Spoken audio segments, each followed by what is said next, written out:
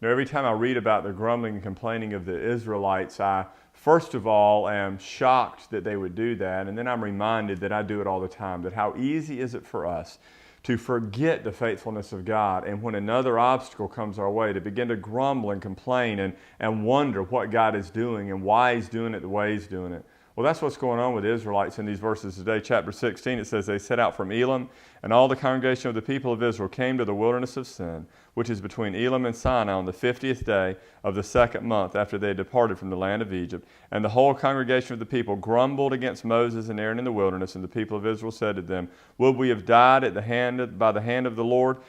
in the land of Egypt, when we sat by the meat pots and the bread full, and look at what you've brought us to in this wilderness, to kill us with hunger. You know, they begin to remember the food they had in Egypt, and they're hungry.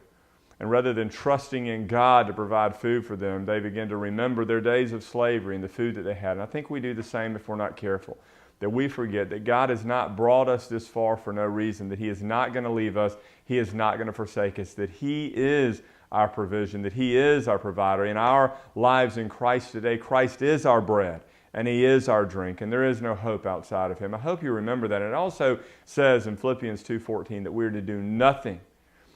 We are to do everything without grumbling or complaining. Now, I hope that you will remember that God is faithful, that even when we are faithless, He remains faithful, that we would stop grumbling and complaining and instead ask God by His Spirit to fill our hearts with thanksgiving, that we would rejoice in our salvation, and we would also rejoice in the days ahead, regardless of what it looks like right now.